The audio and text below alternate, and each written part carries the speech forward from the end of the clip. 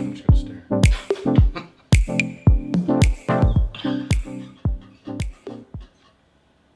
Hey everybody, welcome to the Technically Speaking live show. I'm convinced, this is the only show on the entire internet that fits perfectly in the Venn diagram of beards that love tech, and things that never start on time. That last one is for sure. For sure. My name is Greg. To my right, Extremely close to my the extreme close right. Not across from each other, right. Kathleen. Nope, not across from each other. Directly side by side. Is I it can't awkward even yet? fit my hand in between. As a matter of Our fact, legs like, are touching. hang on. You guys don't have any idea what's happening underneath here. But this seating arrangement is brought to you by Miss Kathleen Garrity, The a one and only. huge fan of the show. But not our She seating arrangement. Does not like the seating arrangement, so we decided to take it upon ourselves to make it as awkward as possible. What you guys don't understand is, pretty soon I'm going to be sitting on his lap. My name is Greg. This is the Technically Speaking live show experience. To my right, as always, man who thinks that Thanos did nothing wrong, Dr. Scott Peachy. Okay, hang on. I have a lot of theories, and the Thanos one is a spicy one. Yeah. I have a lot. So I am super conspiracy theory guy, I guess. For sure. Yes. I am going to take that. I am Scott Peachy. You can find me on the Instagram at the Scott Peachy, at Scott Peachy on Twitter. That happens to be on the screen right now. That was perfect. You can find me on Twitter at Ominous Hominid, also on screen right then, and then his other Twitter thing is over there too. I don't know, something about Twitter. Yeah. We'll get to the something about Twitter because somebody had to go outside and actually look at the birds. The great social blackout of 19. I know, right? Isn't that What crazy? happened? There's things that happen outside of social media. Are you aware of that? I would love to see the stats on what happened to global internet traffic when 3 of the biggest sites on the internet went offline for a while. Whoopsies. Mine actually, true story, mine didn't go down.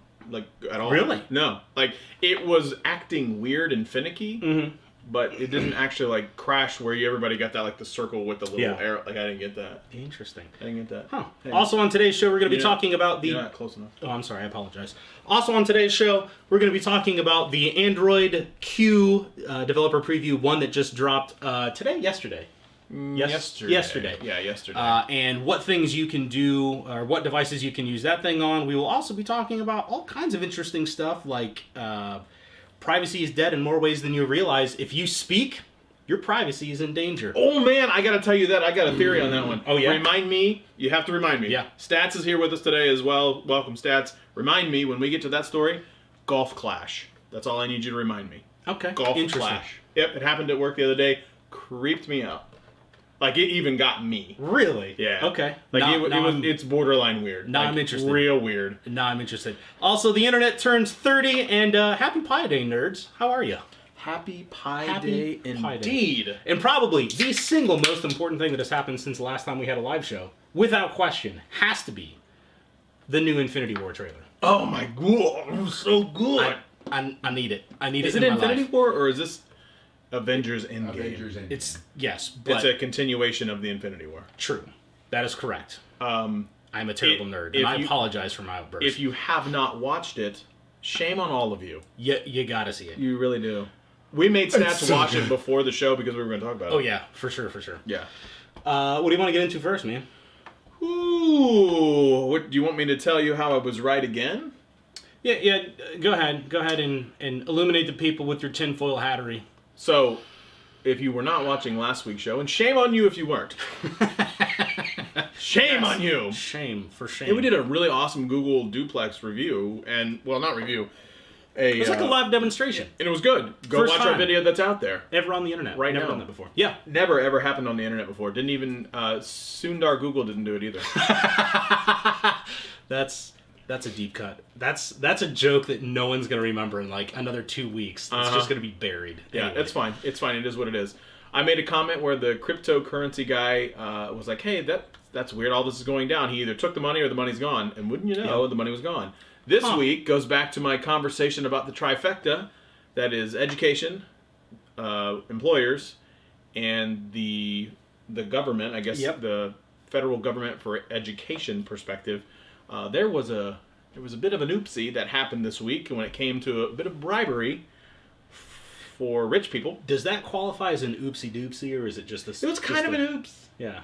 And it has that has a really deep and wide web that it is cast. So there is something that happened. Aunt Becky from Full House decided to pay to get her. I love that you referred to her as Aunt Becky from Full House. That's who she is. Yeah. But still, like, that was... when I first saw the name, that was not the Yeah. first connection that I made. That's so funny. Yeah, Aunt Becky from Full House. Yeah. She decided to basically... She was, I think, not convicted, but was she convicted or suspected conviction? Charged with bribery to get her daughter into USC. There's a bunch of schools, a lot of Ivy League, USC, Texas, Yale. Was Harvard one of them? Harvard was one of them. Harvard's again, on the list, yeah. High up there. It's just a bad look. So that gets into the whole education thing that I talked about before, where I was like, schools are not for profit. But they're not for profit. Not for profit. But they're businesses. I mean, let's be real about it. It's sketchy. Yeah. It's really sketchy. Now, in fairness, I don't know a whole lot about like super details. They paid for this particular person. His name's Rick, I think. Rick Perry? I don't know. I could be throwing out a random name on the internet. Rick Perry? No, that's Rick Perry, you're right. It's another person that he has this program that his business conducts to get kids into high-end schools. Okay. So it's not just a famous people use it. A lot of famous people do because they're wealthy. But they pay this person who then gets them into schools. Okay. So my theory is now that this even shows me even more that the schools are not actually about their education so much. They're about getting money. And it looks awfully weird. Not all schools, that's not fair. That's a bold stroke comment that you can't make. And I get that. But it's a bad look. It's for sure a bad look. It's a bad look. Especially for... There's this weird thing that's been happening in American politics for a long time where businesses and politics are getting closer and closer together. And now it's happening with education. It's an ugly look, and I think part of the problem is, like, how do you fix it? Is this the beginning of, much like the Me Too movement and everything else, where it's just going to be bombshell after bombshell and it's just going to radically change the landscape of education? That part I don't know, but let me just kind of paying for a brand name education. That is very accurate. You paid for the brand name education. Yeah. 100%. So now here's where we kind of get back into the YouTube thing. Aunt Becky's daughter, like I act like I know her, like, Aunt Becky down the street. It's so funny. I was like, I don't have an Aunt Becky. I don't know who you're talking about. Aunt Becky's daughter, she's a YouTuber. Yeah. She's actually an influencer. She has successful YouTuber. A fairly successful channel. She has 2 million subscribers on YouTube, which I think is many hundreds of thousands of Instagram influencers or followers. It's only like 30 or 40 more than we have, I think. Roundabout. 30 or 4 more subs? Yeah. I don't think it's like less than 100. Like 17. It's like less than 100. Okay, that's fine. Look, that's fine. We paid for those. We paid for those subscribers. Anyway, so now she's getting roasted in she is, man. In like her comments. She's getting roasted online, which, look, it's not the place you want to be. Like, if you're getting, it's such a bad place. When you have the entire community start turning against you. Well, part of the problem that she ran into is, so she was an influencer. Yeah. For like dorm room stuff. Yeah.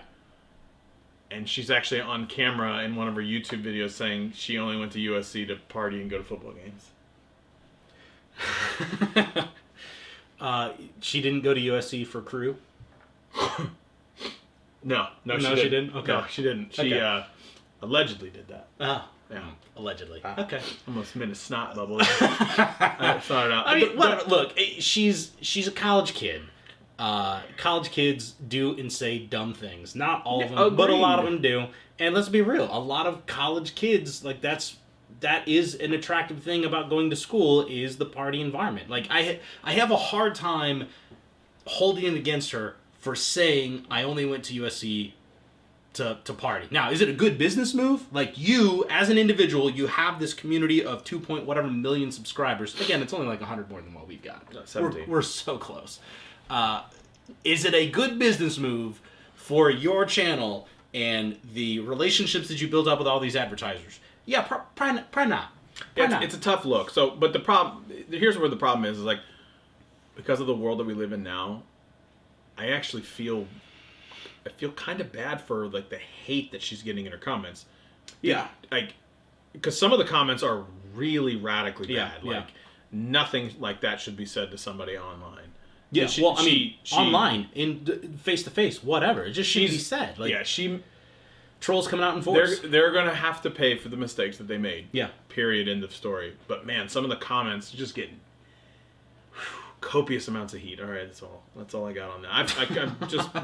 So, you continue to double down on your conspiracy theory that schools are businesses, and they ought be.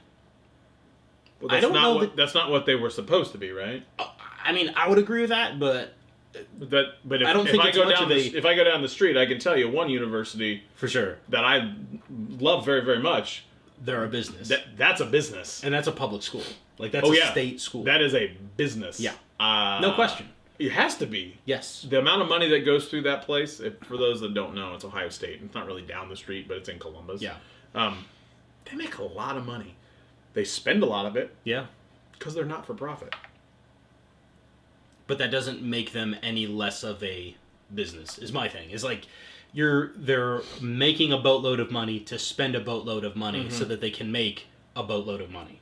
That's not less a business. Just because you're not showing profit on paper. And let's be real, corporate finance, please. That's basically black magic. Yep. Yeah. Yeah. Magic. Yeah. You know what else it is? Spreadsheets. Yeah. Every business in the history of ever runs on a series of spreadsheets. I swear to you, it's nothing more than just spreadsheets. That's the best and worst invention in the history of business. Yeah.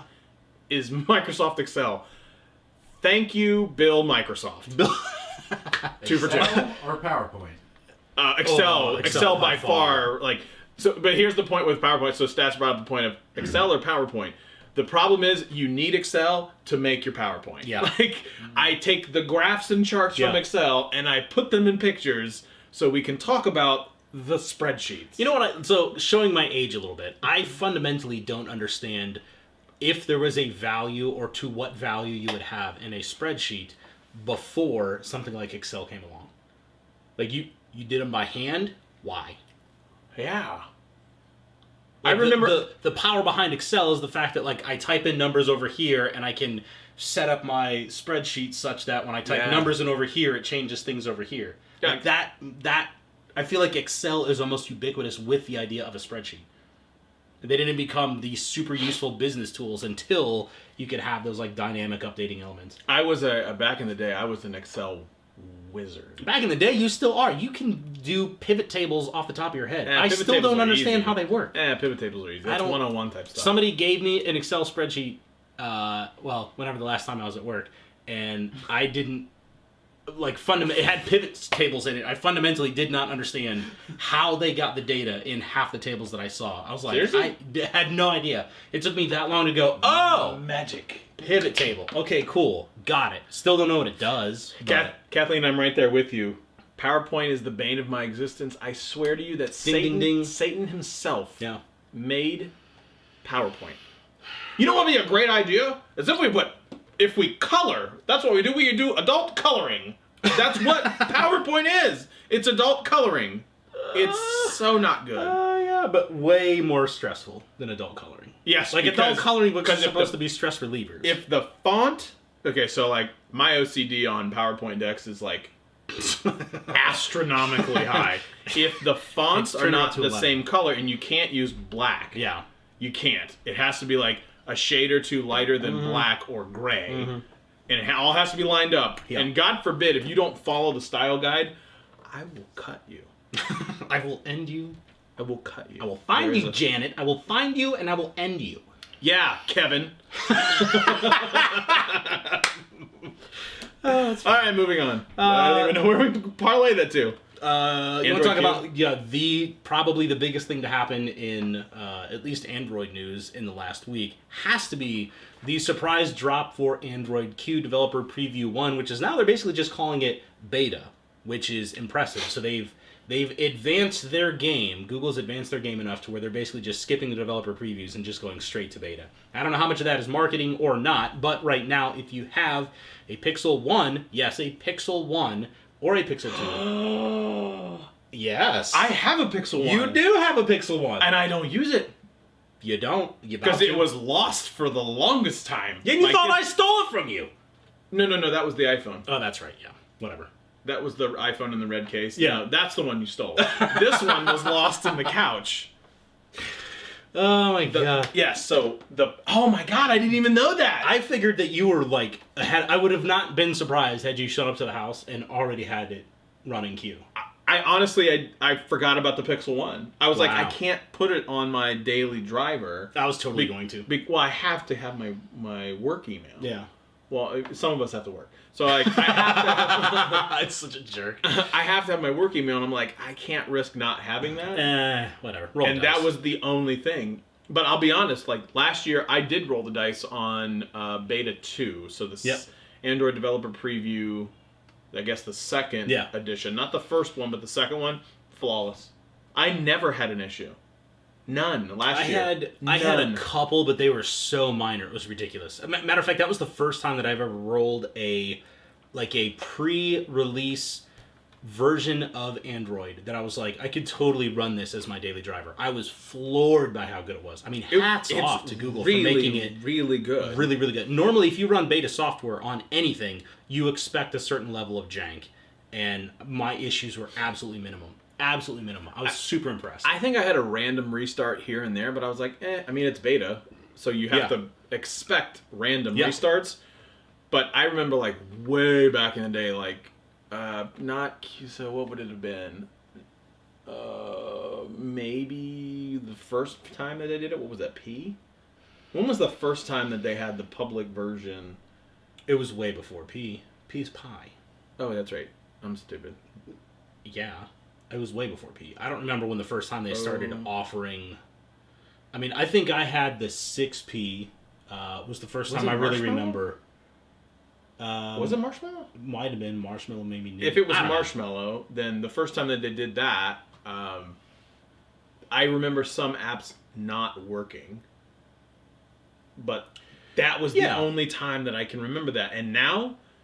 I don't really get the sense that it would. And I don't really think that it's a... So, well, to be fair, like, so how big of a change is this? Okay, so that's what I wanted to bring up. So early versions of Android, when you went from version to version, a lot of times there were some pretty substantial changes that got worked in there. One of the things that is interesting about Q is the changes, like... You as an end user, when you're looking at Android Q, there's not that much that really changes substantively. Like there's, like the icon looks a little bit different. It looks like, at least at the pre-release stage, they're talking about, or they're showing what could be a system-wide dark mode, which, okay, cool. Man, that would be Some nice. people are super passionate about that. And other just kind of general, like, user interface cleanup and minimizing or rearranging how some things work. Okay. From a user interface perspective, that's about the biggest thing that you see. The big thing about Q, though, is from all the change logs that we've seen so far, it looks like this is going to be a release of Android that leans heavily on the idea of privacy and security, which I think is a huge deal. I think this is a big win for the consumer, and frankly a little surprising because Apple thus far has really kind of led the charge on being the quote-unquote security and privacy-minded company between Apple, Google, Facebook, like the world's biggest tech giants. And that's a niche that Apple has been more than happy to fulfill as people don their tinfoil hats and run away from other companies like Facebook and Google. So I'm a little surprised to see them lean so heavily into security, not only device security, but application security. And among the things that are verified to be in Android Q so far, disabling background clipboard access for better security. So the idea is that as you copy things into the clipboard, like I highlight text and I copy it, other apps that are running on your phone can't just sniff that stuff. So if you were to copy a password, for example, you don't have to worry about a password being compromised or any other type of sensitive data. The only app that can steal clipboard data is whatever's in the foreground. Interesting. I'm interested to see. That's good because I didn't realize that, like, for me, I didn't realize that was a problem. Like, So- they're and solving a that's- problem that I didn't even know I had. And that's the vast majority of the stuff that's on here is bug fixes behind the scenes that are protecting you in ways that you didn't know that you were vulnerable. Yeah. Another one that I thought was very interesting was, where is it? So location data can only be shared. You can select an option to share location data only when an app is running. So the idea being, like, I run. I do not. I don't. So when I go running, I use like MapMyFitness or something along those lines.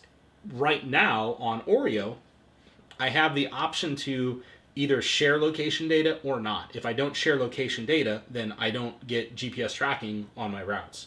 So I can't tell you exactly where I went, how long it took, average speed, stuff like that. I can basically just use it as a stopwatch. Like, I ran for this long. Cool. So with this, I can say, not only will I allow you to have my location data, but only while the app is running. And if I turn it off, the app can't run in the background and then pull my GPS and say, oh, hey, he's here. Even though I'm not running, even though I'm not doing anything PT related, the app can't just, like, step in there and go, hey, I wonder where Greg's at today. Oh, he's at Dunkin' Donuts, fatty. That was aggressive. It's Pie Day. They're like little pies. Yeah. Another thing that I think has big ramifications, not for us, because we haven't done this in a minute, but there's a change, a technology change to how they're doing partitioning or how they're dividing up the storage on the phone itself.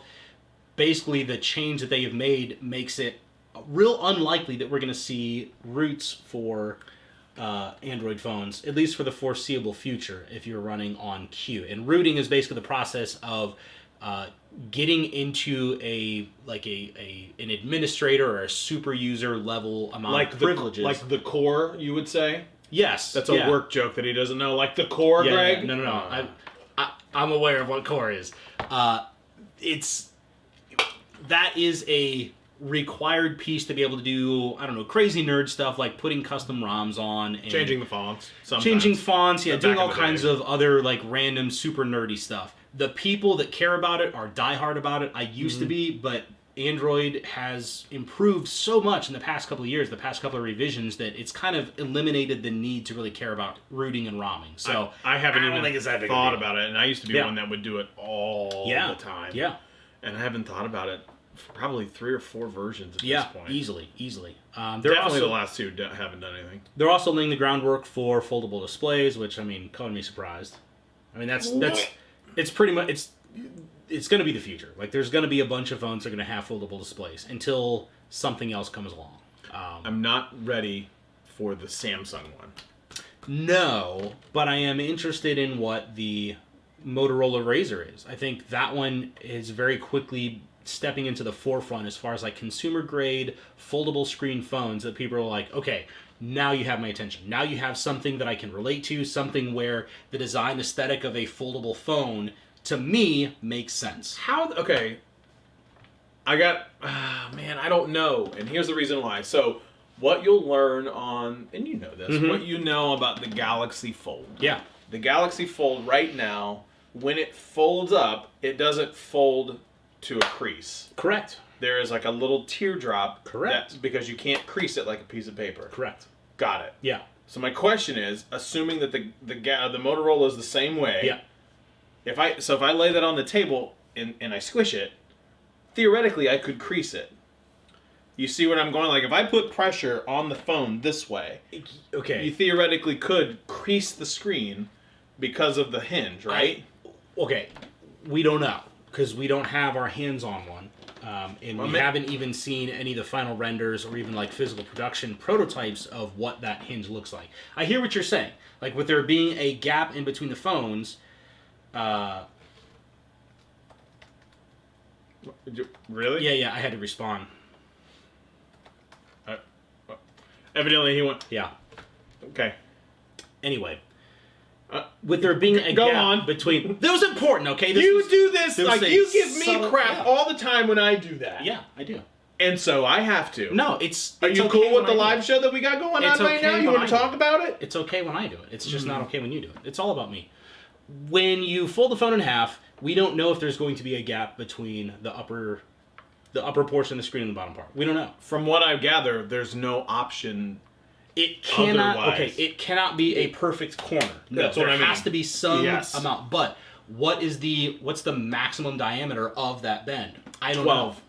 A point something. 11. Yeah, but I mean, 12, straight up, like 11. I don't know. Also, is the design, like the clamshell design of the Razor, is that going to take into account that diameter? Like, is it just going to be baked in and it just doesn't look like it? I hope not. That might make it like this thick. That's what I'm wondering is like, Yeah. I don't know how they're going to get away with it.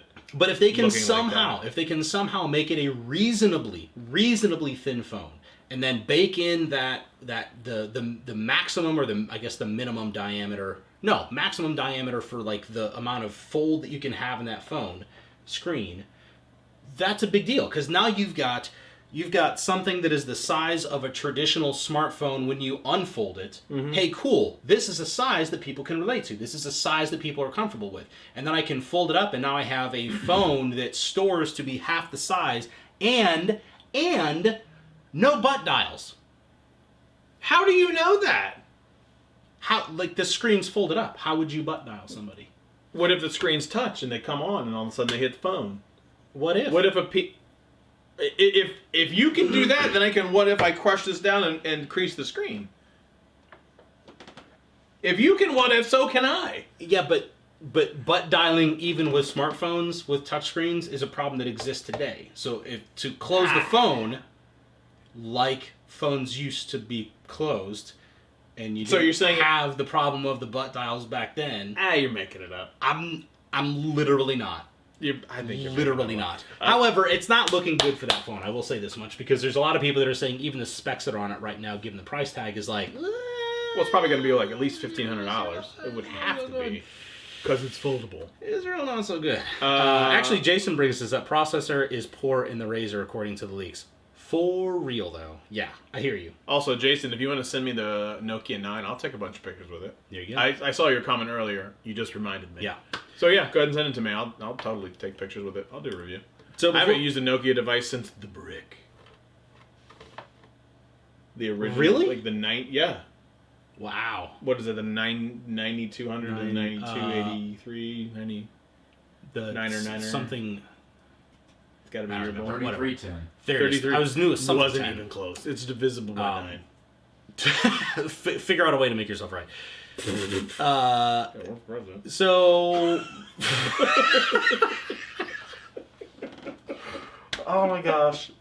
This is the best one. Like you're sitting so close, like I can make that. And I can hear them. And I don't know if anybody else could, but we'll leave it at that. So, with this being Android Q, traditionally Android names their operating system releases after some type of dessert. Quiche. Quiche is not a dessert. But what is a Q dessert? Because I got the only Q Why desserts couldn't I've you seen have a are quiche that very is a dessert? international. Why couldn't it be a dessert? Is egg a dessert? It's in a cake. That's the dumbest stretch I've ever heard. It's in a cake. The problem is it's a dumb stretch, but you're like, you're right. You're it's right. in a cake. But quiche is like mostly egg.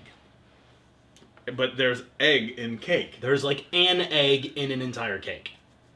There's a lot of egg in a cheesecake, or like a cheesecake, or a whipped topping. Like if I For make, sure, yeah. Mm-hmm. If I can make like traditional whipped cream, Right. I can have egg. Okay. Well, we're not on Android W. We're on Android Q. Quiche. Is not a dessert. So It can be anything can be a dessert. hold up. Even Kathleen says. Kathleen, Hey. who by the way is firmly on Team Greg, quiche is not a dessert. Say it louder for the people in the back. Quiche, Hey, not a dessert. you got a Q dessert? Then shut your hole. Stats over there looking for a Q dessert, I think, and he's So- like, I'll be honest, if Stats hasn't found it, Hang on. There are Q desserts. The problem is that they're all international. So We could- from a like Wikipedia does not have an entry for Q desserts. Oh, no, I've looked it up already. There are like 5 of them that are like, okay, I mean, that is a dessert. No, I've never heard of them, any of them. Not that I matter for anything. But, look, go to Google right now and type in Q desserts. I guarantee you it auto-completes, and the trend on Q desserts as a search phrase is going through the roof right now. Because everyone's trying to figure out, what would you possibly call these things? Here you go. Here is a shortbread type cookie. Yeah. Called. Yeah, go ahead. Curabia. Also that. Caribbean. Greba. Ooh. Goreba. Yeah. Whatever. Hey, look, it's Turkish. It's made of almond flour, sugar, egg white, and pistachios. I hate you so hard some days. I don't know why I deal with you. Also, I can't hear this side. That of was my really face. loud. Super loud. It's Turkish, which I was about to say. Man, you know what I haven't had in a minute? Turkish coffee. I love Turkish coffee. I've never had it. Moving right along. It's jet fuel. Is it really? Holy cow! It is stronger than the strongest cappuccino I've Here you ever go. had. A cheese-filled pastry twist from Puerto Rico is the Casito. Yeah. Made with, I won't yell at you this time. Yeah. Vanilla, eggs, and sugar. Okay. Man, eggs just seem to be everywhere. Eggs seem to be everywhere. But what you're talking What about? hang else on. is in? You're talking about What is quiche in a as a quiche? dessert. Is an omelet a dessert? Can you make a dessert omelet? Because that's effectively what you're talking about. Quiche is basically a differently stylized omelet with more it's stuff in it. Quiche a dessert. Woo! Getting spicy about this one. I need to know if quiche can be a dessert. I think it can. Oh be. wait, I think it can be. shut your mouth. I think it can be. According to Wikipedia, I think it can be. Has it heard it? Jason, by the way, I'm drinking. I haven't had it yet. This is the Homestead Galactic Heroes IPA. Just found it in the store the other day. It's delicious. I was also drinking J.W. Dundee's Honey Brown, which is my cheap beer of choice. It's so cheap, but it's my guilty pleasure. More so than like Coors or something gross like that. Oh. Cheers, friends. Coors. When I did drink. Stay. I was not Uh-oh. It's about to come out the top. Pause. Kathleen, Thanks. we Cool. never said egg wasn't a dessert. Quiche isn't a dessert. Kathleen, look, I don't know if I professed my undying love. What was to you that? yet, Good, come again. but I can't tell you how much I greatly appreciate your presence here. Fact, quiche is an egg pie. What does that say? When you really get down to it, quiche is basically... what was that? A dessert Masking as a breakfast dish. It is a what? I mean, that says dessert, but you...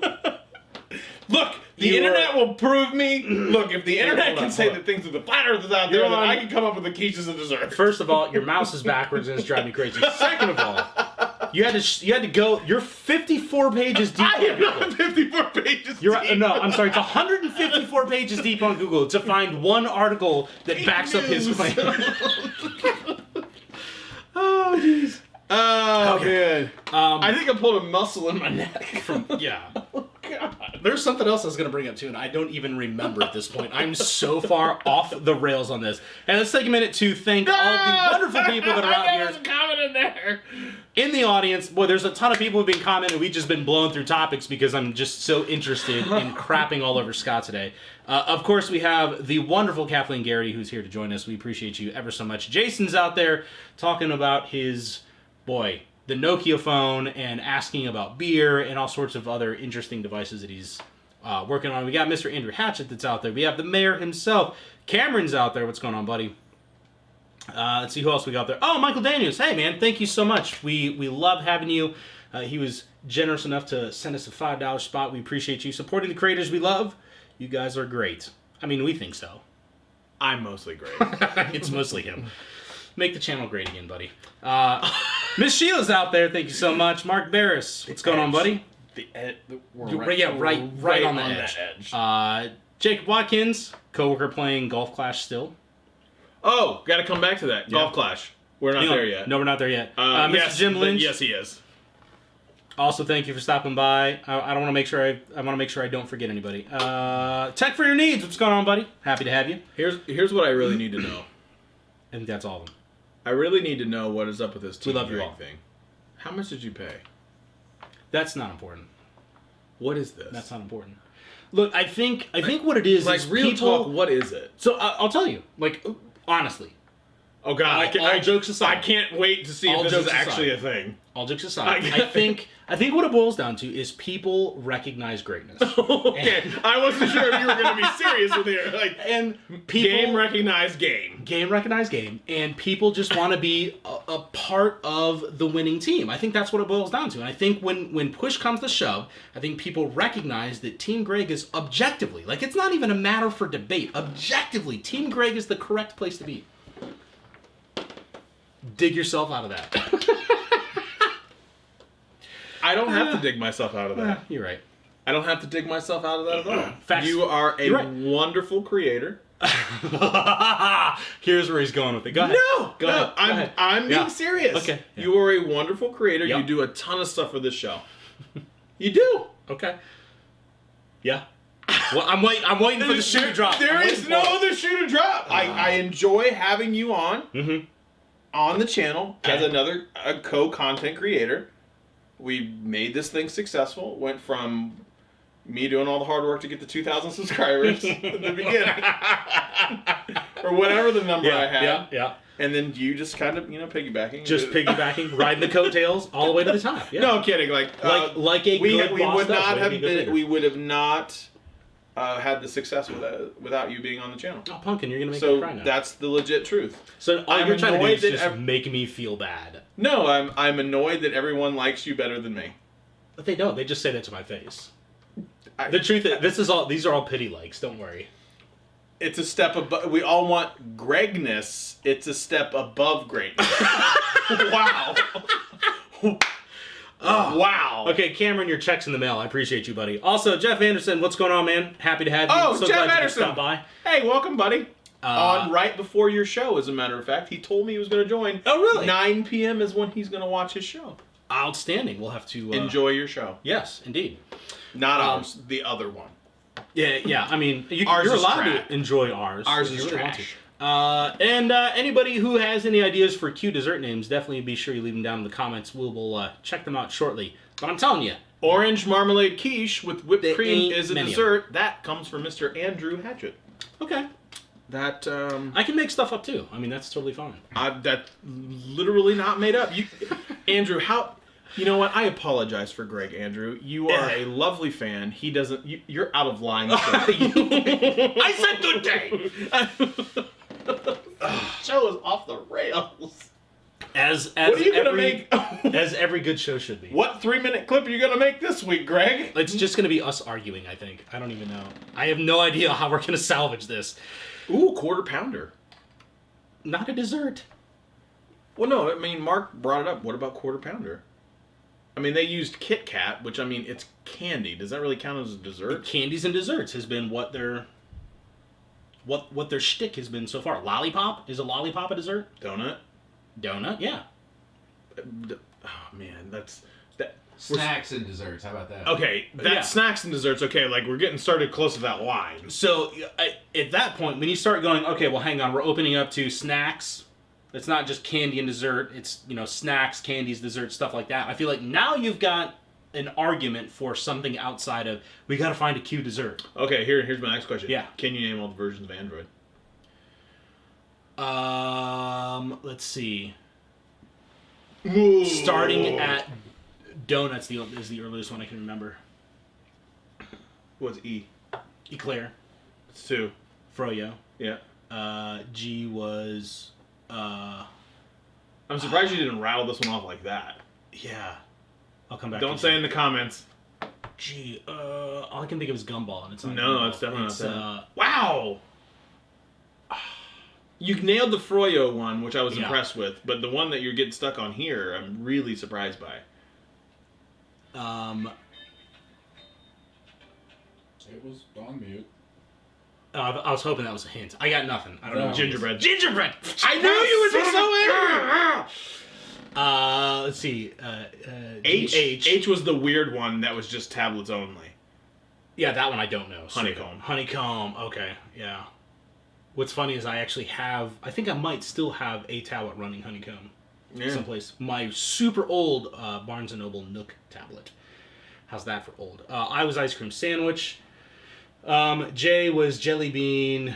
Let's see, H-I-J-K, Kit Kat, L, Lollipop, M, Marshmallow, and Nougat, O, Oreo, P, Pie, and then Q.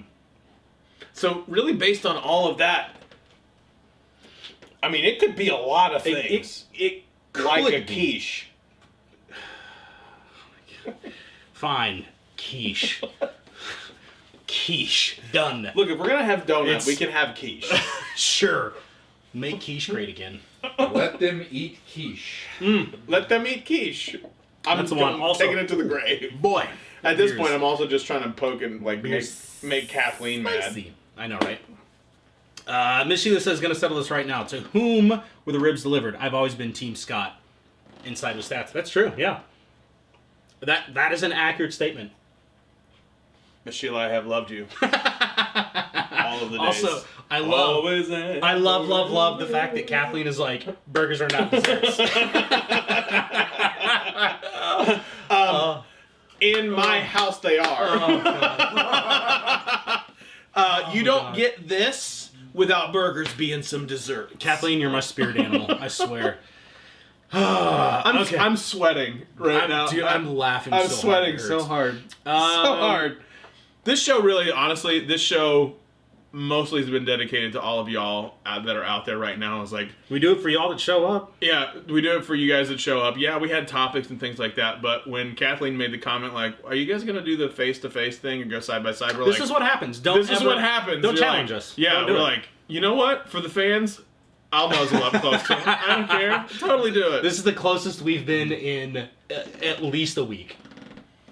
Yeah, I haven't actually seen you. You've been kind of busy. A thing happened. I've been busy. Yeah. Not much sleep. No. So. You can just mention it. I just thrown it out there. You choose to do whether you wish. I had a kid on Sunday. Not me personally. Yeah. But we had a I was fourth gonna say, child my wife did most of the enter. Yeah, she did. Well, she did all the work. Let's be real. I was there for moral support, and that's pretty much it. And to be yelled at, like, you did this to me. Why? Why? Yeah. This doesn't sound like that at all. As a matter of fact, your so that's pretty much all I've done for the last week. Your wife and my wife were playing that Words with situation. Friends literally like an hour before she gave birth. Yeah. Yeah. She had epidural in, and she's like laying on the bed, playing on her phone. I'm like, what are you doing? She's like, oh, I'm playing Words with Friends. I'm like, are you kidding me? Are you kidding me? True story. And then I was like, what are you doing? Playing Words with Friends with who? Melissa. Or, yeah. Yeah. Why? Why not? She's bored. She's bored. Yeah. Yeah. Yeah. Yeah. True story. I was actually going to have a onesie made that said Team Scott. Oh my god, that would be hilarious. I had mentioned it to my wife that I was going to do that. And I was going to try to get it for today, and I was going to be like holding it up. That just says so perfect. Team Scott. So that's what I wanted to do. Was do. Oh my gosh. Yeah. Yeah. Team Scott. Oh, that's so funny. I would have cried laughing. I know. I wanted to do it. I was like, is this really funny? Because I was going to go all out. Like, I was going to get... True story. I was going to get a Team Scott onesie. Yeah. And then Team Scott cigars. Like, you know how they used to pass out cigars when you had a kid? I was going to have it wrap Team Scott. I ran out of time. Oh my god, that is so And so funny. I was going to do that. That is hilarious. Just as a running gag. But that was my intent. What a subtle way to just like shiv me between the ribs.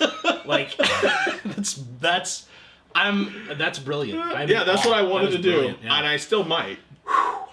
That's good. That's good stuff. The little one deserves excellence. Oh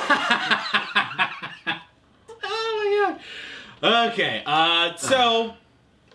Another sweating. thing, I know, dude. I'm sweating so much just from laughing. Oh, like boy, this I'm is sweating so physical exertion just from laughing so hard. So in the last like 24, 48 hours or so, internet traffic has dropped off precipitously because 3 of the world's largest websites have been offline for a number of people all the way around the world. Facebook, Instagram, and WhatsApp have all been in various states of up and or down. It's Yeah. Schrodinger's Sorry, I got something in my eye. webpage. I got my eye. For the last 24-ish hours now, leaving, I don't know, some untold billion number of users unable to connect to their favorite apps to be able to do things like talk to friends and, post things about anti-vaccinations and how the world is flat and all sorts of other crap. I guess I just assume that's what happens on Facebook. Yeah, I'm calling it out. I hate Facebook. It's terrible. It's trash. I'm glad it was down. I wish it would have stayed down. How about them apples? Wow. Come at me. Wow. Please don't. I'm just kidding. The interesting thing, though, Please don't touch that to our channel. yeah. The interesting thing is a couple of things. First of all, this wasn't malicious. It wasn't a hack. It wasn't any type of DDoS. Nope. This is my domain right here. Somebody screwed up some server configurations. Is that really what it was? Whoops. Yeah. Huh. The speculation is that this all has to do with Zuckerberg earlier on in the month or so mentioned how he wanted to unify messaging across all of the platforms, and that it has something to do with laying the groundwork for that unification that went awry. So, wow. Yeah. But boy, that's a huge oopsie. That's a huge oopsie. How do you do that? And for a company that has been very forward-thinking in terms of like how it does software development, the deployment pipeline that they work through, I'm very surprised that they had this scale of problem that was not detected in testing prior to the actual release. Because, again, as somebody who does this stuff regularly, if you're talking about pushing to production and your only app is Facebook, that had to have been tested numerous times. So I would be very interested in knowing. Evidently not. No, it may have been tested. There might be something about their tests that turned out to be invalid relative to what the actual problem was. So I hope they do a post-mortem. I hope that they release the results of like what their diagnosis was, the RCA, as it were, the root cause analysis of what this problem was. Because as a tech person, I am very interested in what they screwed up so that I can maybe not do that in my own career. I'll bet you that if you did that in your career, not nearly as bad as whatever that guy was. Yep. Might want to look at his LinkedIn. Yeah. In the industry, we call that a career-limiting maneuver. Yeah. Ooh. Or career-defining. Or career-defining maneuver. Well, it was defining, all right. Yeah. Woo! But what did you guys do when the internet was down?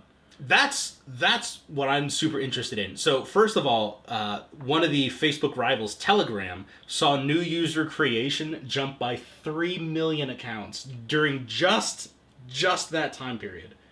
Just for messaging, because people use Facebook Messenger. That's all they use, Yeah. which I get, and that makes sense. Yeah. I don't. So agreed. I didn't do anything differently.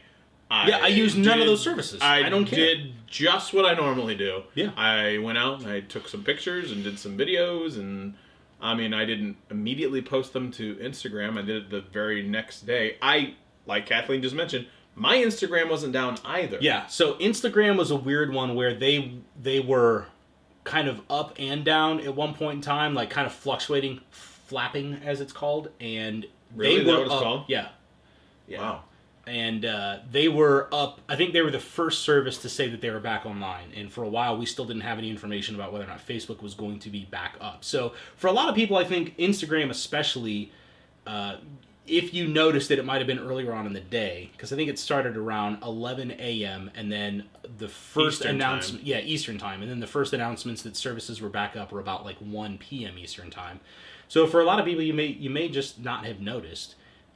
And for the remaining people around the world that were like, why can I not get to Facebook? You just saw a big spinning circle of death and Womp, womp, womp, and wondered what happened to the entire world. Like, did we get hit by an asteroid or something? The answer is no. Unfortunately. But if you go to Facebook, it might be yes. The other thing that I thought was really interesting is Facebook's announcement platform, like the platform that they use to make big announcements like, hey, we're having problems with connections right now. Was it down? That was down too. So they had to make the announcement for their outage on basically the only social media platform they don't own, Twitter. No. Yes, they did. Yes, they did. That one. That one made me laugh. Hi guys, our product doesn't so work. hard. But check here on Twitter just to until our products come back, and then Yeah. and then check our other page because then it'll be working. Yeah. That's effectively what they did. Yeah. Yeah. Ooh, it's a bad Yeah. look. Oopsies. That's a big oof. So Speaking of, you don't have any privacy. this one got me. I have an example of this. Holy cow. Okay, so Sort of. I just have it labeled. I have it labeled in the show notes as today on Your Privacy is Dead in More Ways Than You Even Realize. There is a new technology out there. The Verge is reporting on this story where they're talking about a way to basically analyze voice patterns. It's a speech analysis technology that can predict all kinds of markers about you, all kinds of markers. And in reading this, so the article itself is broken up into a couple of different paragraphs that are related to different types of use cases, and just boiled down some of the use cases that they're talking about using this technology for. And again, this is just, it's a recording of your voice. They pump it through some software, and they can use that software to make guesses about things that you're likely to do, say, behaviors you're likely to express, things like your likelihood of defaulting on a loan. What? Based on your voice? Based on your voice alone. I kind of want to do this. Rates for suicide, depression, anxiety, whether or not an employee will leave a job, or your likelihood for filling out insurance claims. I kind of want to do this. I don't know how to interact with the service or whatever. I have no idea. My guess is that this is probably some type of a third-party middleware type of thing where, Voice like, sense. this company provides a service, and then there's another company over here that says, hey, I've got a whole bunch of voice data from users. Think about any time that you call into customer service and they say, your call may be recorded for quality assurance purposes. You could take all of that, pump that into this service over here, and get all kinds of information that may or may not be relevant to your line of business. For example, insurance, tons of data right there. If it's accurate, tons of data right there for insurance purposes. So the service is called VoiceSense.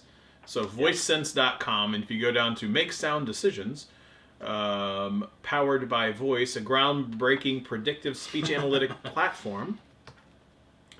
Oh boy, is it happening again? There's somebody who popped in and says, have a good day. I love the Ugly Beast. So they go talk about customer personalization, financial personalization, HR personalization, call centers, health and wellness personalization. So you can apply the power of voice to boost your BI and analytics, reduce risk by forecasting loan defaults, debt recovery, and future insurance claims. Here you go. HR personalization, recruit the best people with objective speech-based screening. I would have just been screened out. You would have been, because you had a stroke in the middle of speech. Yep. And Track you're too customer dissatisfaction and agent performance optimization, effectiveness, and driving revenue. And monitor mental health and general well-being states through everyday voice interactions for improved interventions. So I want to do this. I'm interested in what they would have to say based on, I mean, there's tons of footage out there about us. You know what I mean? Captain Murphy, this is a singular rated I am a lone warrior. You are Look, the buddy. warrior, my friend. yes. Do not sell yourself short. Yes. You are Captain Murphy. It's capital exclusive T, the warrior. exclusive lone warrior. Yes. But Lawan warrior. But we love you anyway. Thank you so much for stopping by. We appreciate your eyeballs and your eardrums and all that jazz. I really want to do this. I'm really interested in the accuracy of it, because, like, really, if your patterns of speech are going to change day to day, like, They probably there have you are- read a thing. I'm sure that they do, but the thing is, like, depending on what day they're going to capture that audio, like, there are days when I sound tired. Oh yeah, Like- like now. Thanks. Appreciate you too. Days that I sound more tired than other days, or days where, I mean, I'm just not in a good place, headspace mentally, because, like, I'm annoyed by some project, blah, blah, blah, whatever. If they take a voice recording then, and then analyze that for, is this employee likely to stay? I mean, what if it doesn't say yes? Am I at risk of getting fired from my job just because I had a bad day and I'm annoyed by something? And I would look at that as slippery your slope. mental health, though. Sure. Like he was having an off day. Yeah. How many off days has he had in the last 30? Right. How many has he had in the last 90? Like, then you start to make those patterns like, oh, in the last 90 days, 56 of them he's sounded like this. Maybe he should go see somebody. Maybe he's in a bad time in his life. Maybe he's just not where he needs to be. I'm gonna guess they don't no good data company would make it on a single data point. It would basically the conversations that you would have about how your work is good or bad. Like if 180 days and you're like 179 of them, I hate people at work, then now that being used for a metric for should this person be in a customer facing position, I can understand the logic behind why you would think that's valuable data. Yeah. But the context of when that conversation is captured matters. I don't disagree that the context matters, but my guess is, if I had to guess, and I've literally researched them all of the time I've been on air, having data points like that, they have to stitch those together with so many other data points based on your voice alone. Yeah. They don't know the context of the conversations. They don't know where your background is. They don't know what the history is. They don't know any of that. It's just an additional point. Sure. Like, if it's your voice tells me that you might be an at-risk, and then your performance sucks and your attendance sucks. Okay, that paints an interesting picture, but then I would go back to if your performance sucks and your attendance sucks, you're just not a good employee. Why do I have to have my voice to tell me otherwise? You see what I mean? I see what you're saying. And what does the voice give me? What additional data? Yeah, what does that data give me? Now, things like analyzing voice for likelihood of committing suicide, for example, like as a method to save people's lives. Again, in principle, I can get behind it. It's a thing that sounds great on paper, but how is that data being captured? How is it being used? The HR stuff, I'm with you. It's a great sales tactic, but I'm skeptical as far as the actual usefulness of that information. So let me go ahead and tell you. Here's some from a healthcare perspective. Yeah. VoiceSense's predictive speech analytics solution offers an automatic remote digital health biomarker for depression. Applying machine learning techniques, this groundbreaking approach uses patients' smartphones to objectively analyze their non-content speech features, including intonation. Wow! Did I just? I don't 3 weeks even in a row, know. baby. 3 weeks in a row. Pace, emphasis, over time, detecting variations in speech patterns. Health professionals automatically track such changes remotely, receiving alerts when changes in depressive state requires their attention. That's the secret sauce. What is the automatically track changes remotely? What's the threshold of changing the remotely? Well, and do I have to be inside the app for you to be able to record those things? Like, is this... From what I'm gathering, I'm no. interested in... So that implies then that it's listening all the time. And Amazon is currently getting a boatload of crap for this. And let me go ahead and tell you So is Google. And so is... Facebook. I'm going to guess that so is Twitter. But I don't know if it's... Okay, so hang on. Go with me on this. This is that thing I said to remind me of. Okay. I was at work. Okay. So the way that we're set up, my desk was 10 feet away. Okay. So my desk is 10 feet away, and my phone is on my desk. Okay. I do not have my phone on person. Okay. Got it? I'm with you. I was with a person who was showing me the game he was playing. Okay. And I was like, oh, that looks really, really cool. And we talked about the game, but I never said what the game was. He did. He said the game Golf Clash. Okay. Is it a new game? No. Okay. It's been around for what I gather a while. Okay. I get back to my desk. Mm-hmm. I open up Twitter. I have a promoted tweet from Golf Clash. Okay. One of the factors that plays into receiving advertisements, especially on Twitter, is location data. So if you are in the same location as somebody else who plays Golf Clash, has shown interest in those types of advertisements, like even though I'm not on my phone. Correct. I'm asking legit question. Yeah. That was weird. I'm with you, but this is where, so even as somebody who cares very deeply about privacy and is right on the border of installing an entire EM cage around my house to just block any form of, telepathic mind control from our alien overlords or what have you, there's a fine line between the data that is gathered by some of these big technology companies and the conspiracy theory that says they're always listening to you. Like, you always hear the stories about, I never mentioned I don't have a cat, but I said cat food or something along those lines are on my phone when Facebook Messenger was open, and all of a sudden I started receiving ads for those things. There are verified times when the data that companies have about you is so good and so accurate that it appears as though they're listening to you. It appears as though they have your house bugged. But that's not the case. They just have enough data about you to make predictive analytics Kathleen brings a up big a good thing. Kathleen brings up a good point. You probably were served this ad before, but now it exists after being aware of it. It's the exact same thing as I don't notice other Honda Civics until I buy a Honda Civic. It's the same thing. And yes, it's creepy, but as humans, we have a terrible memory. We're awful at coming to these like real objective truths about whether or not we're being manipulated, for example. We're terrible at it. So this is actually a really good thought exercise, because I wouldn't have thought it that way. I would have chalked it up to, well, they're always listening, and then I would have moved on with my comment. I would have just moved on. But now it's a situation where I go, no, hang on a second. Yeah. Was I, like, because I can't verifiably say I was not served this ad before. Sure. I don't. Because you never paid attention to it. I never paid attention to it. There was never a need to. There was no context with which to relate that information. Exactly. So now it's one of those things like, oh, wait a minute. Now I got that. Yeah. That's weird. I was literally just talking about that. But you're right. Both of us were white males of a certain age interested in golf.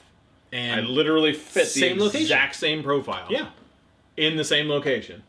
You've also tweeted about golf before. Yeah. I've tweeted about golf, but not that game. Still. Yeah, fair. I get what you're saying. That's in the concept of you're in the target audience of white male golf. Yeah. Totally get it. It's just, it's really weird. Yeah. Like, when it happens, you're like, okay, wait a minute. Like, I can see when someone goes, they're always listening, because it happened to me, and I'm like, your car example is a great example. Does this happen? Then I go, yes, that happens to me. But it's a, man, that's really weird, though. It doesn't mean that everyone went out and bought a Honda Civic at the same time. It just means that you're like, oh, now that you're primed to look for this particular marker, and now you're noticing it. That's random sci-fi quote that I know you'll love. As another lover of the science fiction, one of my all-time favorite authors, Arthur C. Clarke, has this quote where he says, "Any sufficiently advanced technology is indistinguishable from magic." And growing up, hearing that quote, I always thought about, like, crazy, far advanced aliens and stuff like that. What I think is interesting, bringing it all back home, is that we're now at the point with data and analytics and the internet technology that's out there right now, to where I feel like we're starting to see basically magic happening, and it leaves the rest of us going like, wait a minute, how is that happening? And the natural assumption for all of us to make is, oh, it's because they're listening to us. They're spying on our absolute every move. It's making a whole generation full of people ultra paranoid. Ultra paranoid. No, so... and all of those people Kathleen, are on Team Sky. Yeah. Well, hey, whatever. Kathleen brings up, again, multiple good points. That's Twitter advertising. For Instagram and Facebook, I do believe that they use what you talk and type about on WhatsApp to serve you ads. Likely. It's all the same network. So they're very all likely. interrelated. And the point is, I am the stereotypical golfer. Yeah. Yep, I am. Yeah. I'm white male that golfs. I've golfed for now 31 years. That's how long I've golfed. Wow, I thought you were... when you first said 31 years, I was like, because, oh crap, we're old. Yeah, 31. I have golfed for 31 years. And I'm just, now my body is like, the problem is like my body's now breaking down. Like, there's, because I have a very, I don't want to say an unconventional swing, I just have a very unique swing. I have a very, very long golf swing. Okay. And now it's like the body is breaking down in certain areas because of the unconventional nature that was my swing. Hips, knees, I mean, I've already had my ankles surgically repaired. Both of them. Yeah. So there's that. And yeah. Yeah. My physical activity is running. I attempt to do yoga every once in a while, but that is hard. Yoga is way harder than I ever gave it credit for. When I was still in the military, we used to kind of laugh and joke about like, are you gonna go do yoga for PT? Because I mean, we would all get up and go running and then like hit the gym and stuff like that. And then I actually tried yoga once, and I was like, oh, this is no joke. This is legit. So yeah, every once in a while. But yeah, so like I used to be like fairly flexible. I can move for a big guy. Like I really can. Yeah, like think Chris Farley, light on the feet. Yeah, I'll give you very that. Very similar to that. Not anymore, but I used to be. Not so much anymore. Not so much anymore. And why? Like why? I'm assuming that's the why have I golfed for 31 years? Just the thing that I did. When I was growing up, I was too short to play like football. I wasn't very good. Fair. And my dad golfed, so I wanted to golf. That just got weird. No, I mean, yeah, whatever. It did. Fine. What else do you want to talk about? I mean, there's this one if we wanted to get into like a deep conversation about a thing with stuff. Oh God, I can't get into that right now. Internet turned 30. By the way, it's a terrible idea. I think it is too. Yeah. Okay. Sure.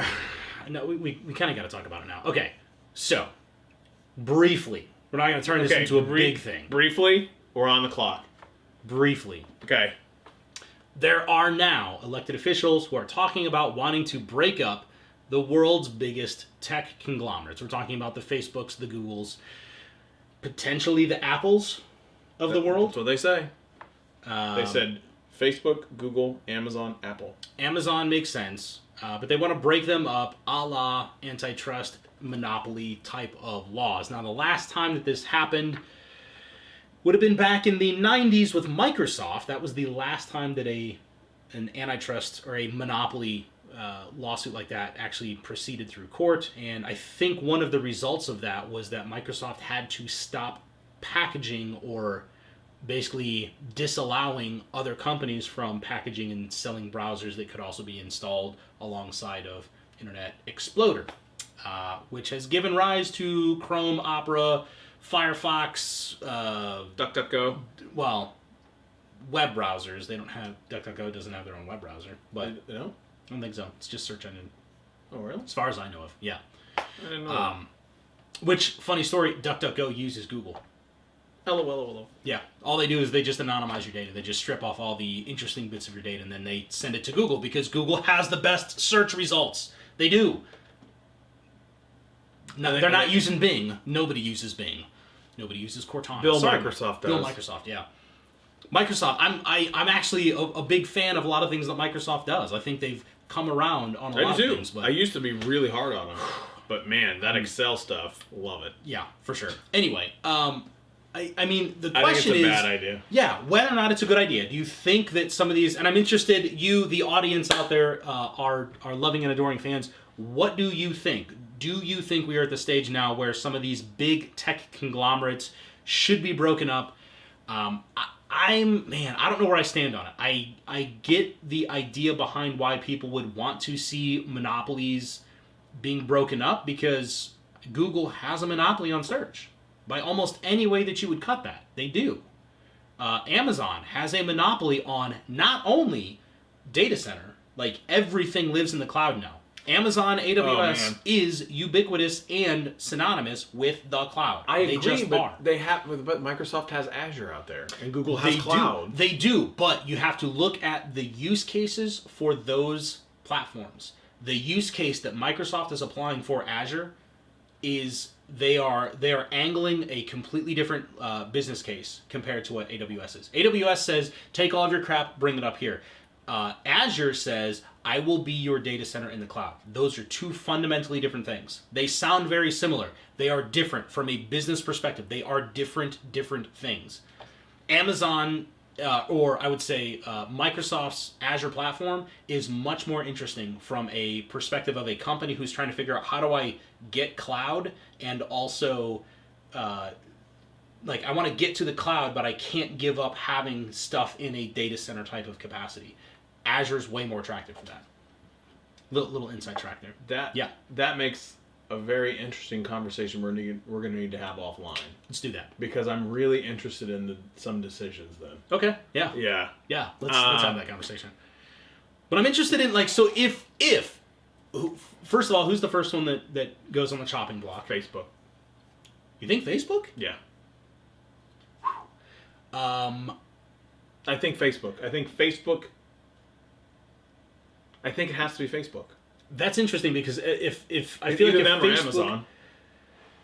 I could see Amazon going on or Google. I could see either one of those two because the idea, okay, Facebook is just one thing. They have a monopoly on social media basically at this point, but there's also Twitter that's out there.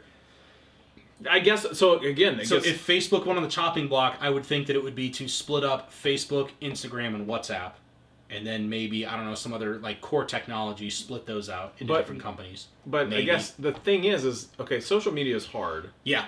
Because you can just opt out of it and not do it. Yeah.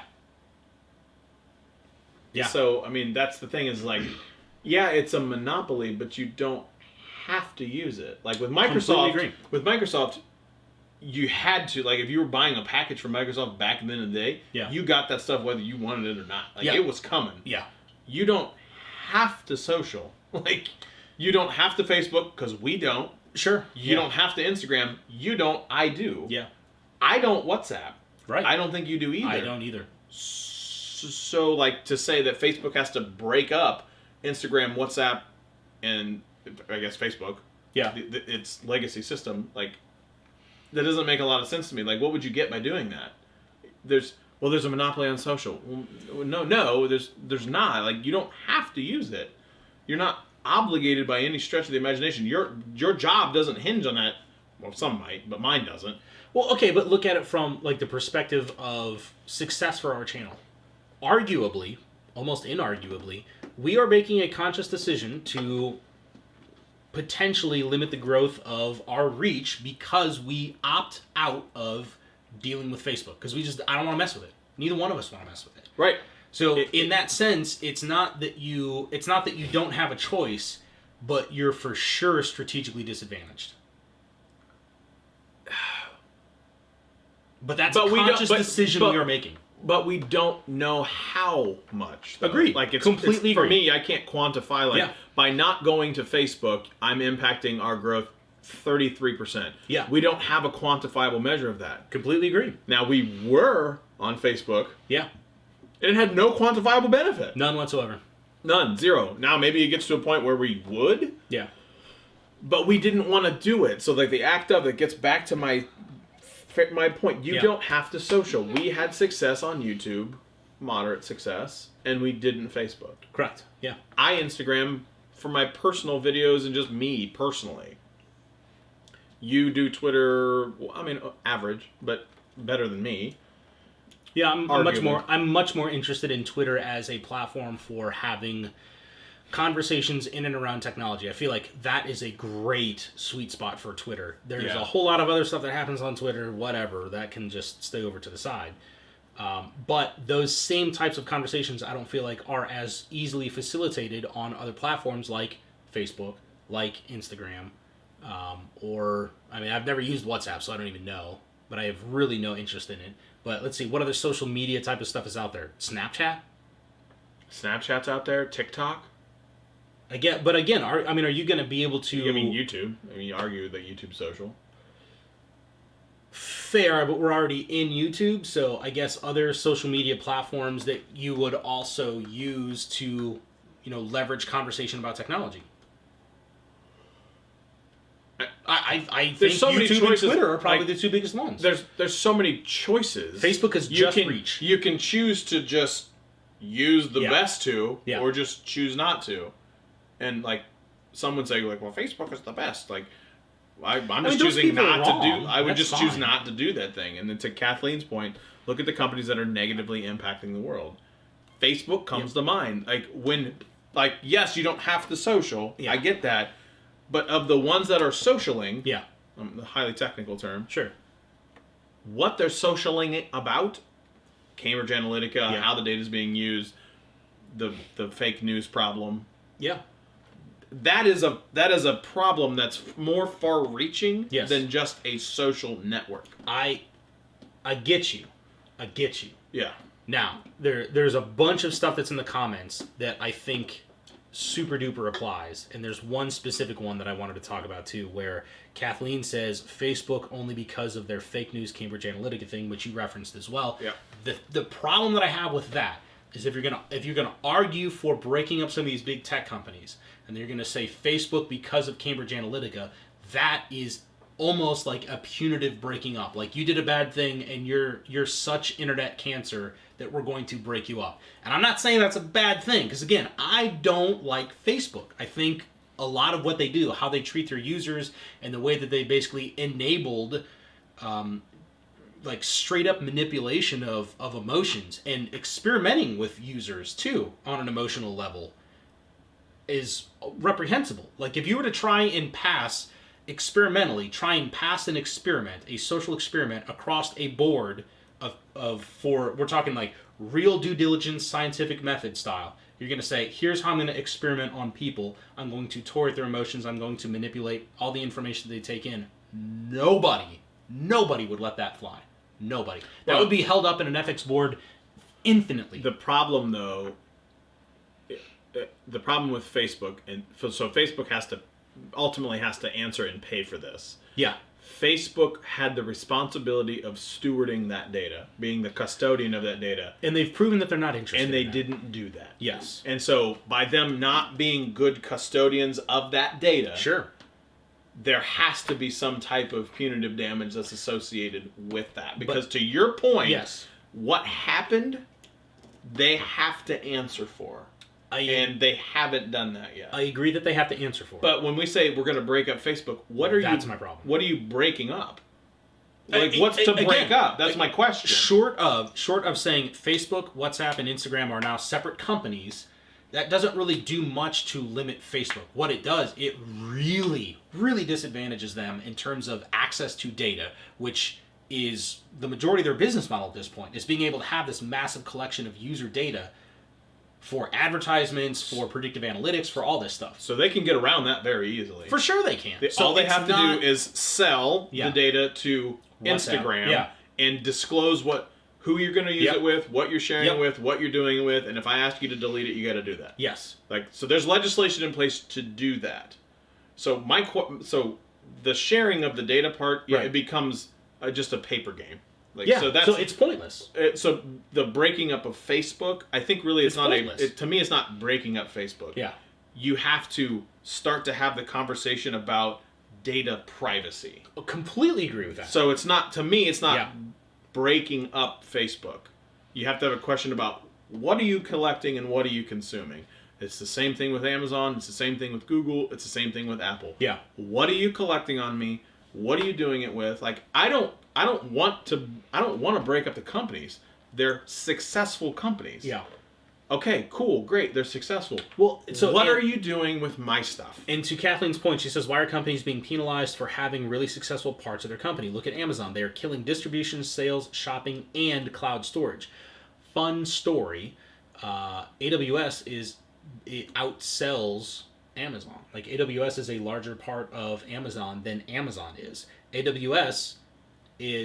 Amazon is, I think AWS's used to be at one point in time. Amazon was AWS's largest company, or largest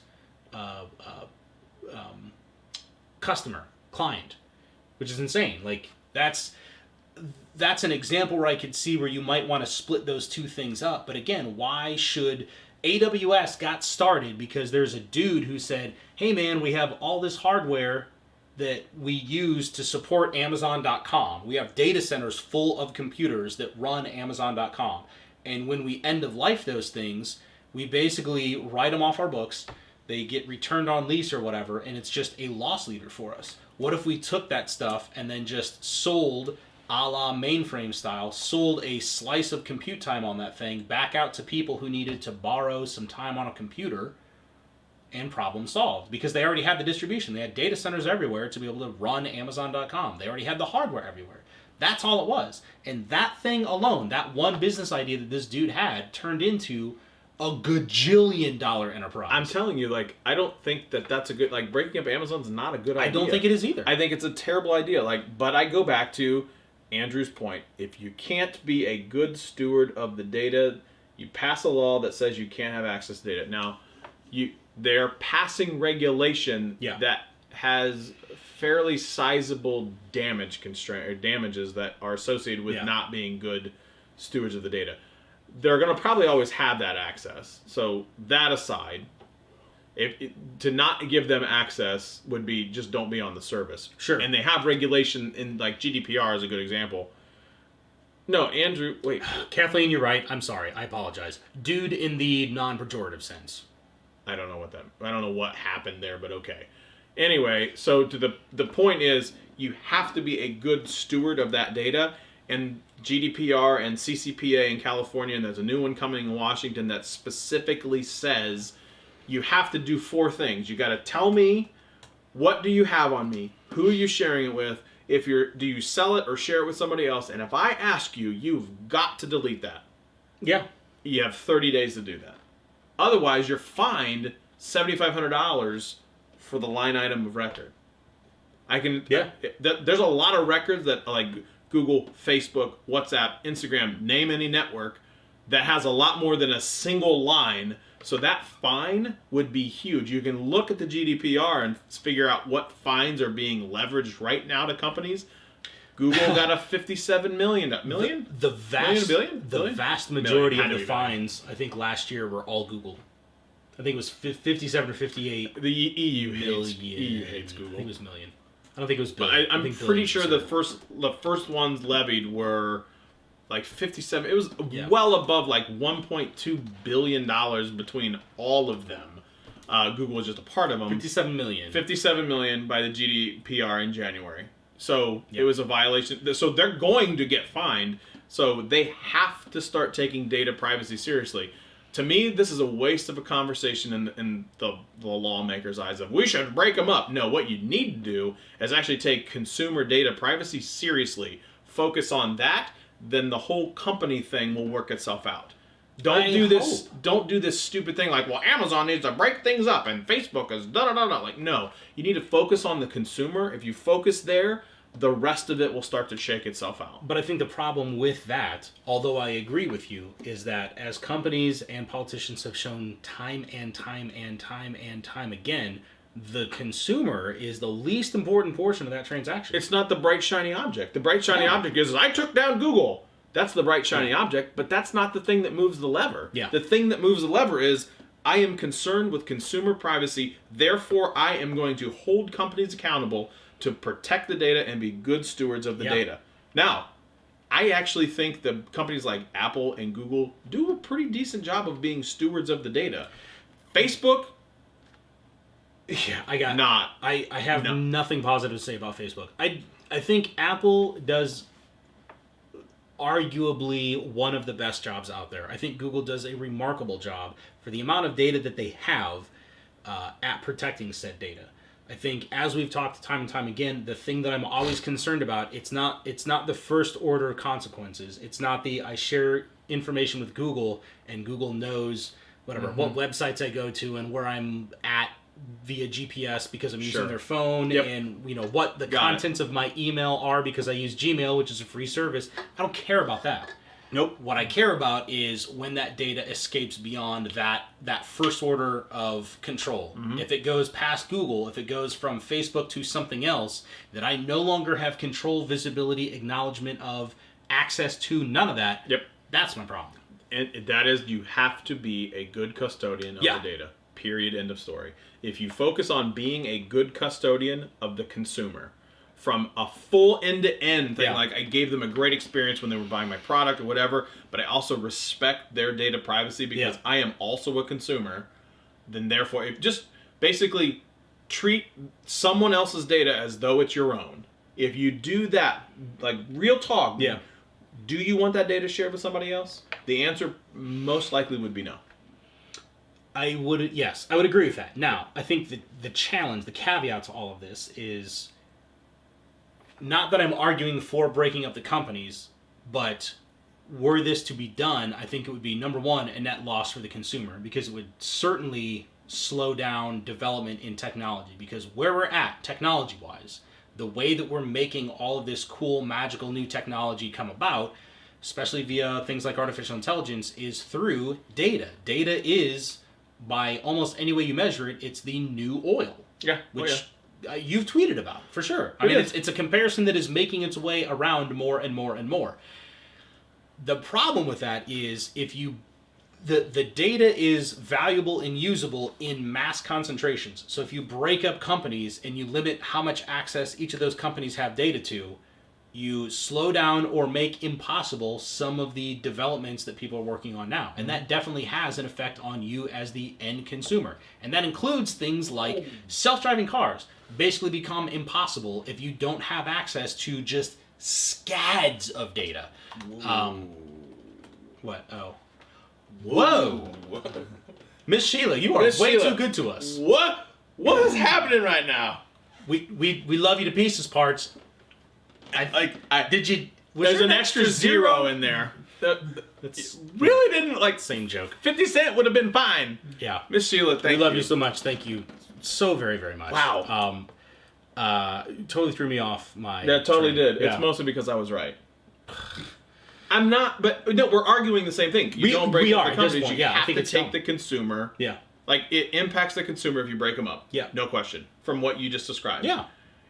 I think it makes the technology that by almost everyone's estimation, the technology that is on the forefront, the stuff that's on the horizon, that's again, much like nuclear technology, either going to be humanity saving or humanity destroying. And I mean, we can argue both sides of that coin till we're blue in the face. Those things become basically impossible without access to all that data. And if you break up the companies, all it's going to do to them is either, number one, make those developments impossible, unlikely, let's be real, or number two, just make it so that they do some weird backroom deals or whatever. And that's the problem. And that's the thing. And now you've obfuscated it. You've hidden that transaction away from the public eye, and now it's just this company's paying this company for access to the data. Yeah, all I want to know. You're not doing anything. You're not fixing anything. I want to just, let's be, again, I'm going to go back to being good custodians. Let's just make it transparent as much as possible. I need you to do X, Y, and Z and tell the consumer what you're going to do with their data. Yeah. If they opt out, take them out. Yeah. That's it. Yeah. There's really not much more to it than that. Yeah. At least that's a starting point. I'm not saying that's the end-all, be-all. That's just a place to start.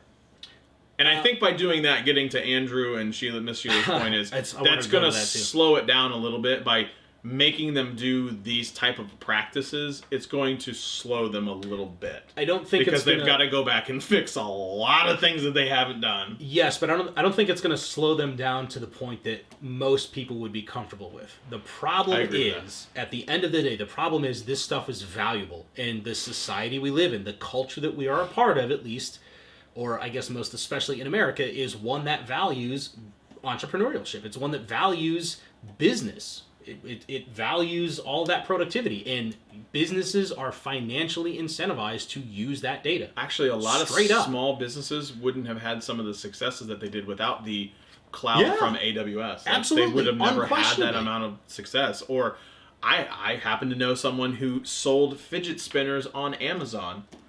Yeah. Never set foot in a factory. Never did. Yeah. Would have never been able to do like that without Amazon. Yeah. And sold a lot of them. And that's during like the fidget spinner phase, like he sold a lot. That's the entrepreneurial, like, first of all, it's the entrepreneurial mindset in the 21st century style. Like that's entrepreneurs leveraging the technology at hand to do what used to be a small physical factory is now done basically from a basement, basically just like this. That is all enabled in large part because of the fact that the technology evolves so rapidly. So I hear you. Like, even me being a technology person, I'm like, man, things are going quick. I barely have enough time to react to changes that have happened last week. That's for sure. Week to week between shows, let alone like in the big scale, big picture of what's happening to humanity as a whole with things like artificial intelligence and, you know, what the collection of that data and the invasion of your privacy means to you as a human being. I even thought about that's hard. I even thought about doing drop shipping. Yeah. Like where I don't actually have to do anything. I could build a website. Yeah. Right now, charge. I was actually going to do it for, ironically enough, beard and hair products. Yeah. Yeah, for like shampoos, gels, and things like that. Yeah. Go out, build a website, basically say, I need you want to buy a $20 bottle of shampoo? Oh man, I would really love to buy a $20 bottle of shampoo. So they buy the $20. Sure, I would love to. It comes to me. I then order it on Amazon for like $12, then ship it. Amazon ships it. I don't have actually any product. Yeah. None. And I'm that middleman. Now, Just marking prices up 50, 100%. This guy right here. Actually, most salons mark Yeah. up 100%. Yep. Very common to go and you walk into a salon when you just get your hair did. Get your hair did. Most of them are marked up about 100%. Like legit 100%. Yeah. I learned that in my endeavors of learning this. I'm like, they mark up what? Yeah, Yeah. 100%. So it's like, all I have to mark up is 50%. I'm a wholesale. and I'm you're a deal, undercutting by and I'm a lot, undercutting. yeah. And I don't actually have to have any product at all. I don't have to do anything. I don't have to mail. I don't have to do nothing. Nothing. Just entrepreneur things. Things like that. Make that. It's a gig economy, man. Yeah. Accurate, man. What All else right. you got? That's all I got. Hit them with your socials one more time. At Scott Peachy on the tweet machine. Yes. Are you sure? Is that a question or a Look at the statement? bottom of the screen. At Scott P. At what? At the Scott Peachy on Instagram. And you If it works. That one took me a second, actually. You can also find me on Twitter, and Twitter only, because that is the best social media platform out there, at least for us, at Ominous Hominid. And of course, you can find us on YouTube, youtube.com/technically speaking, or our podcast, which we are doing a pretty good job of keeping updated. That's Except for last week. I didn't do last week's. You're the worst. That's like the best one we've done in a while. TheTechSpeaks.podbean.com. What else you got? Anything? Kathleen, hit me in the DMs on that. Yes. We'll holla. Yes. That's going to do it for us for this week. Thank you all so much for stopping by. You are all kind, wonderful, generous human beings. We love you to pieces, parts. Yeah, this has been quite the show. We appreciate you all, and we look forward to seeing you all same time next week, 8 p.m. Eastern. Will we be sitting side by side? Yet again. Who knows? Maybe You'll have to turn in. Maybe I don't know how else we could possibly switch up the seating, but whatever. If there's a way to do it, we'll find it out just for you. Thank you all so much for watching. This has been amazing. And his name is John Cena. All right. We'll see y'all later.